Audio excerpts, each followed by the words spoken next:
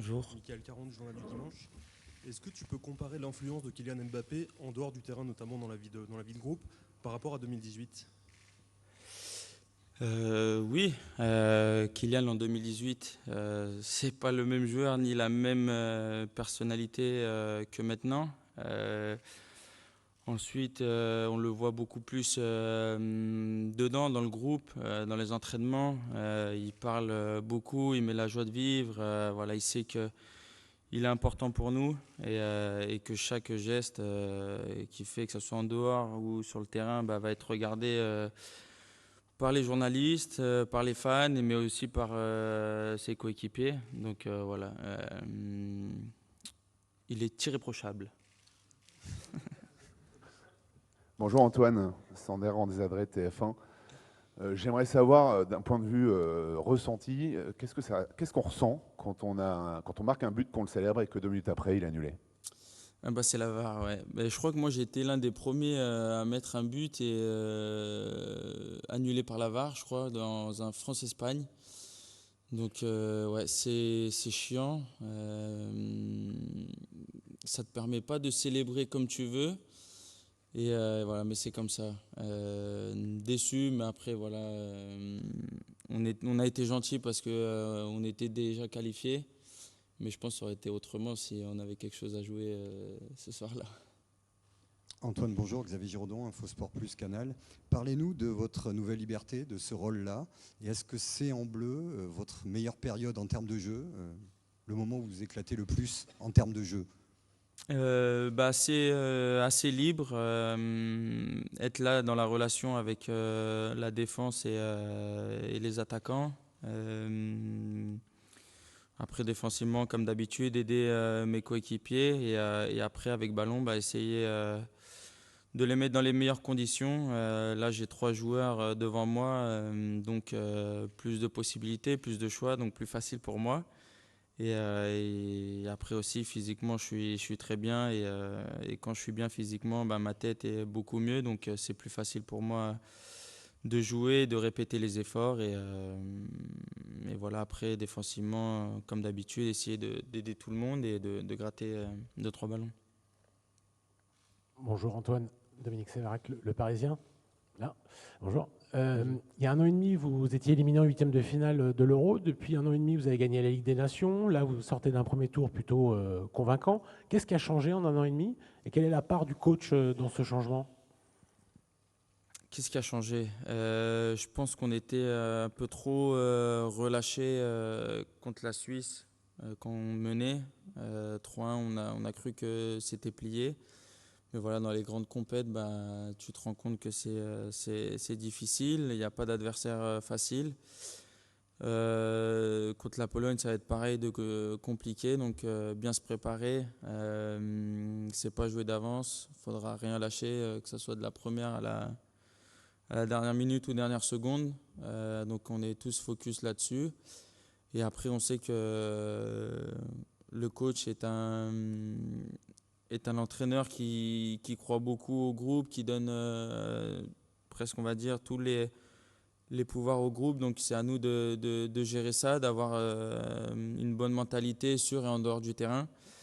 Et je pense qu'on est sur la bonne voie et on a un groupe qui vit bien, un groupe qui se donne à fond aux entraînements, que ce soit les 11 qui commencent ou ceux qui sont amenés à rentrer. Donc c'est parfait pour essayer d'aller le plus loin possible. Bonjour Antoine, Julien Babou, M6. On ne vous a pas toujours senti aussi complice avec Kylian Mbappé sur le terrain comme en dehors. Est-ce que vous êtes d'accord pour dire que ça a évolué et qu'aujourd'hui cette complicité terrain hors terrain, c'est un peu une arme atomique de l'équipe de France? Ouais, après, comme j'ai dit, on n'a pas beaucoup de matchs ou de minutes jouées ensemble, pas beaucoup d'entraînement, donc c'est compliqué de travailler cette complicité et elle va venir au fur et à mesure des matchs et des années passées. Après, je suis plus dans un rôle où je descends beaucoup pour prendre les ballons, pour essayer de trouver les attaquants, comme je disais. Et après, voilà, maintenant je commence à comprendre un peu son jeu, ce qu'il a besoin, ce qu'il veut. Donc c'est plus facile après beaucoup de matchs ensemble. Bonjour Antoine, Damien Degord, l'équipe.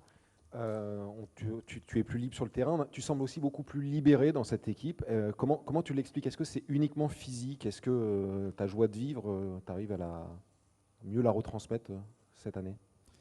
Ouais, comme j'ai dit avant, le fait d'être très bien physiquement, ça m'aide beaucoup. Ensuite, il y a zéro problème dans ma vie privée, dans ma tête. Voilà, j'ai connu des moments assez difficiles. Voilà, à Barcelone, donc c'était compliqué. L'année dernière, je revenais à l'Atlético, donc c'était aussi compliqué. Fallait travailler, fallait se faire petit, donc c'était voilà, essayer de me retrouver un peu, que ça soit sur le terrain et en dehors du terrain. Et voilà, maintenant je suis en pleine confiance, je me sens très bien, que ce soit en club ou en sélection. Je sais qu'on a besoin de moi, on me fait confiance, donc tout roule. Bertrand Latour de la chaîne L'équipe. Antoine, en 2018, vous tiriez systématiquement les coups de pied arrêtés.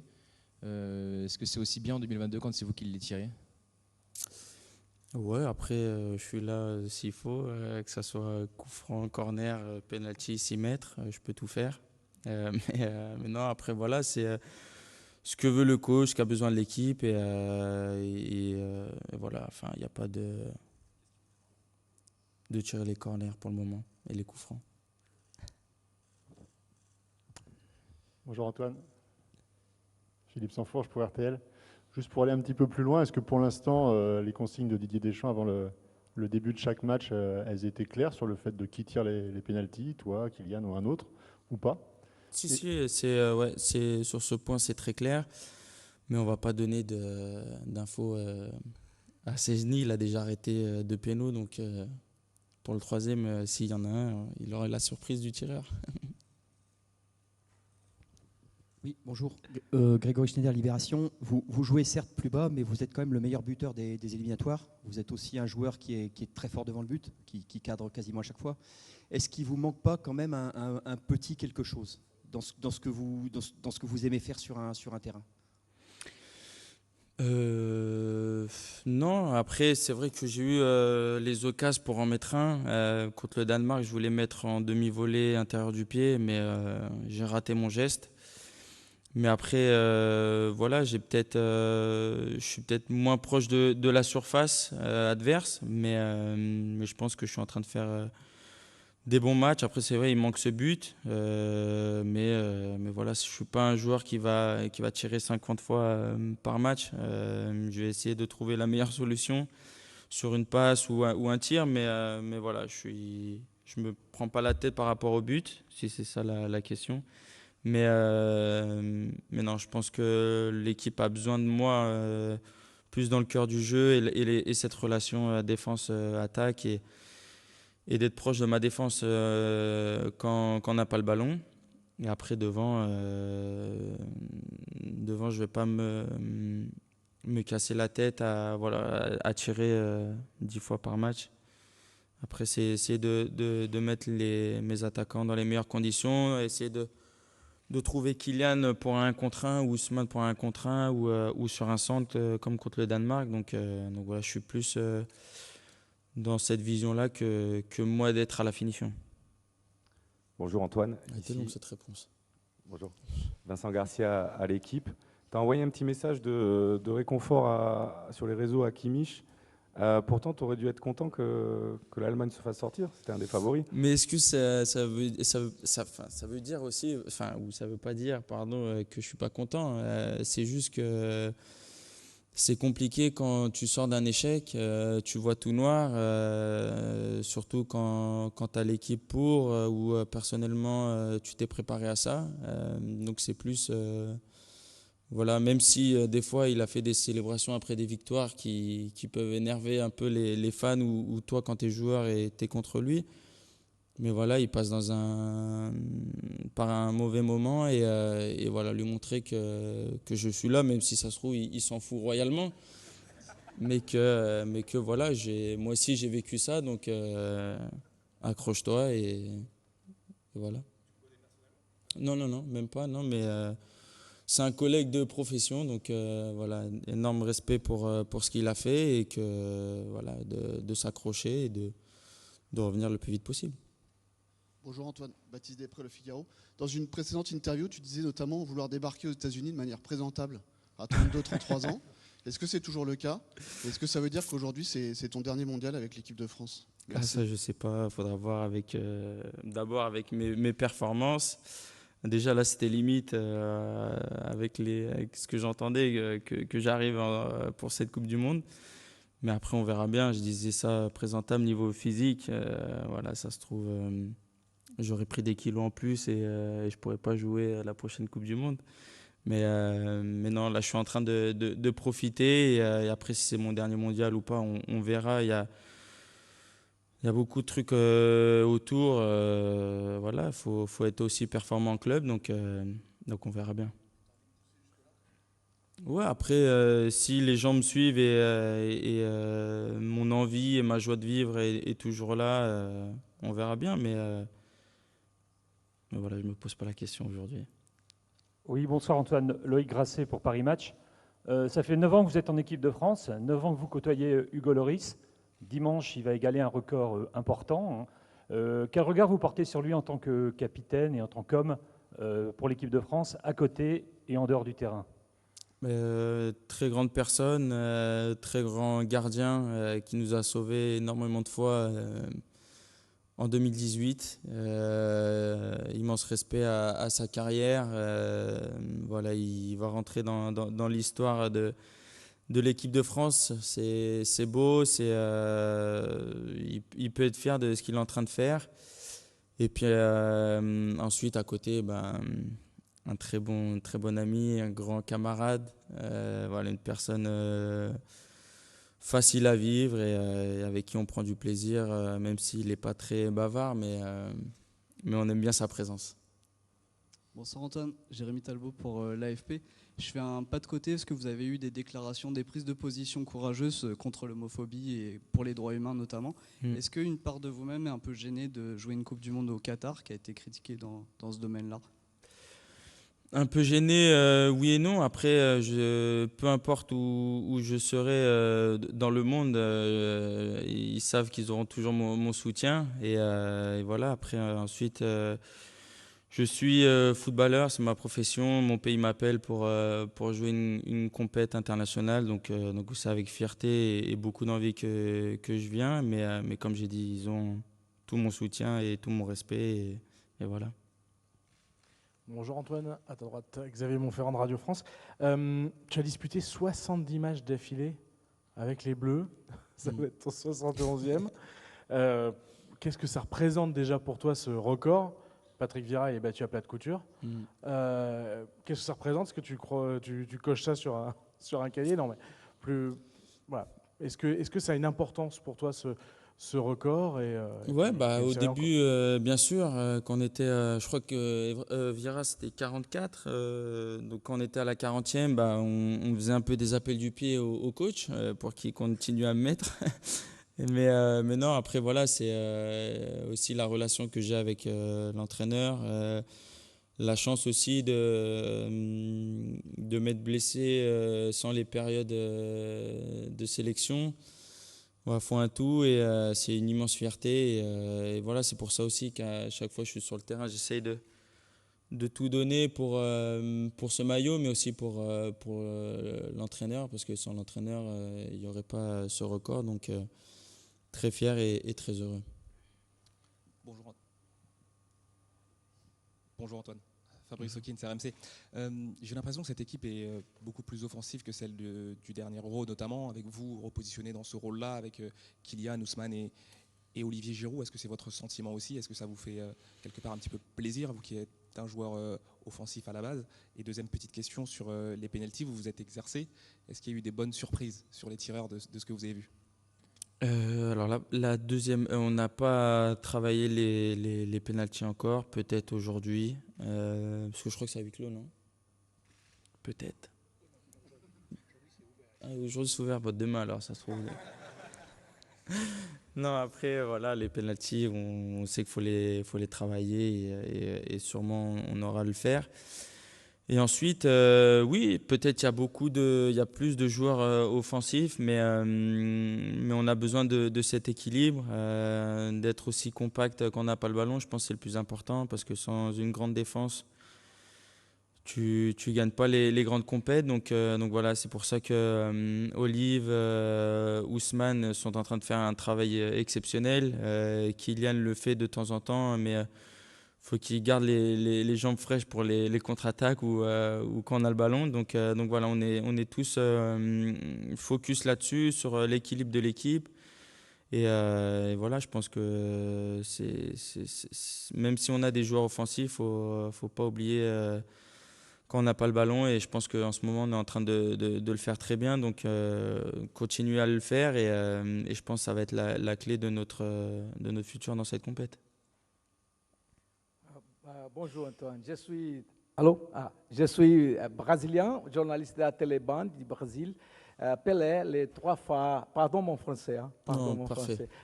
Pelé, les 3 fois champion du monde, était à l'hôpital au Brésil. C'est possible un message pour que traitement de cancer, et c'est possible un message pour lui? Pelé, que dire, légende.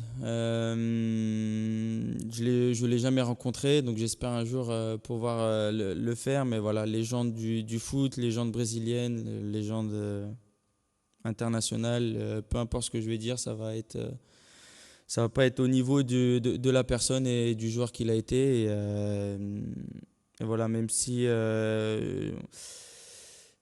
on l'a pas vu ou je l'ai pas vu en direct, on a vu ses vidéos, ses buts marqués et c'était quelque chose d'exceptionnel. Antoine, Arnaud Matoli, France Télévisions. Vous avez une belle longévité en équipe de France. Il y a eu des hauts et des bas en club, mais Didier Deschamps vous a toujours maintenu sa confiance. Quel regard vous portez sur cette confiance et cette relation avec le sélectionneur ?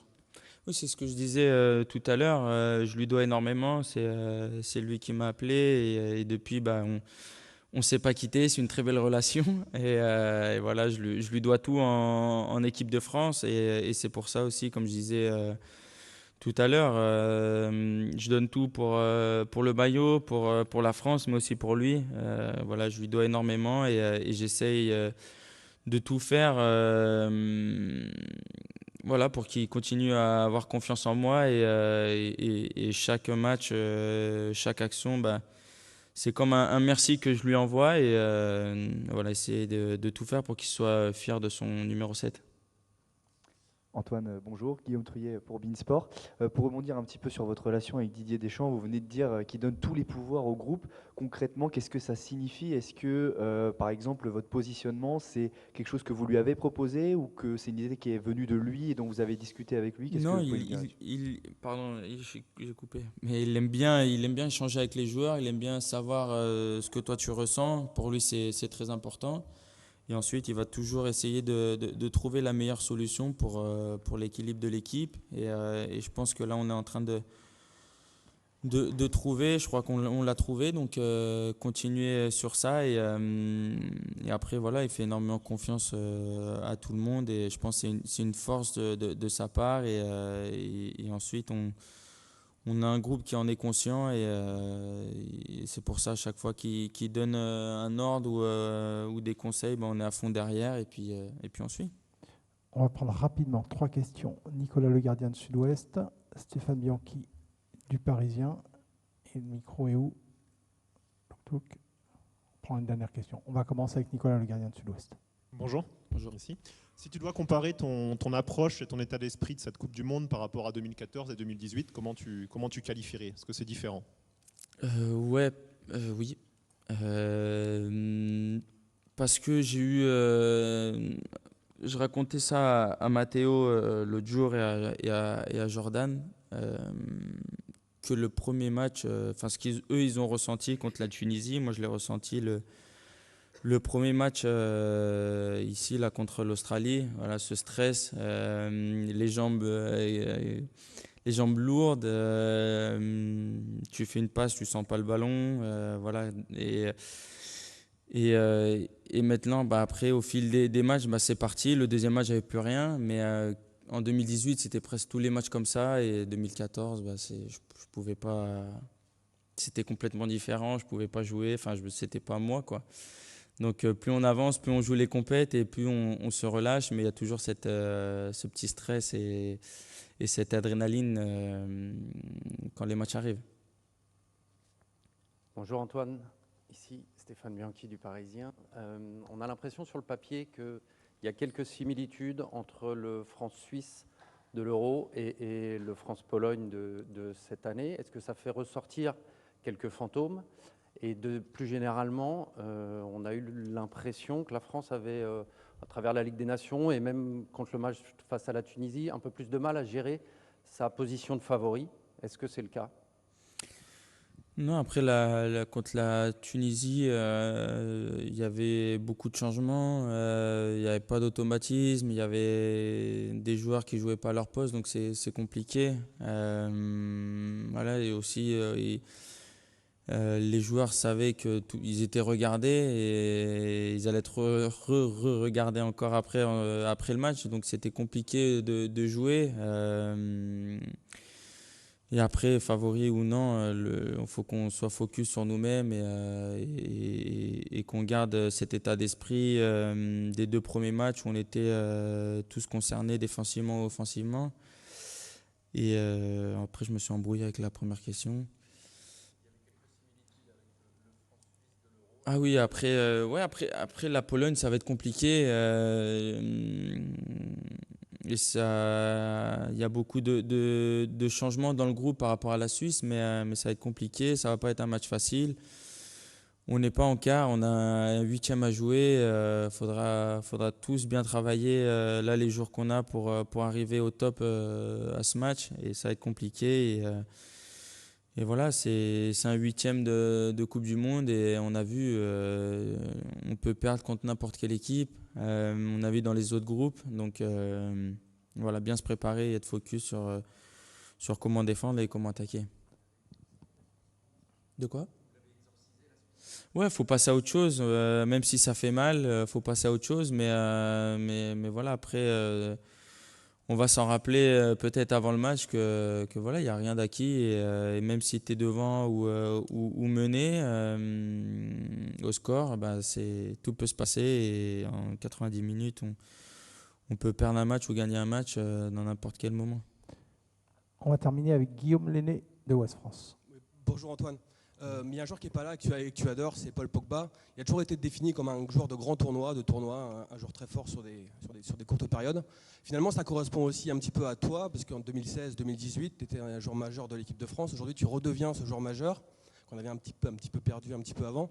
Est-ce qu'il y a quelque chose qui fait qu'on switch comme ça vers, on va dire, par rapport à l'événement, qui fait qu'on se transcende et qu'on est différent dans ces moments-là? Peut-être, ouais, après il y a beaucoup d'envie dans ces matchs, mais voilà, après dire que je m'étais perdu un peu dans les matchs d'avant, c'est un peu méchant et un peu dur. Mais non, après c'est vrai que jouer une Coupe du Monde ou je sais pas, une compète, c'est toujours un petit plus et il y a toujours cette envie de bien faire et en plus c'est un tournoi court.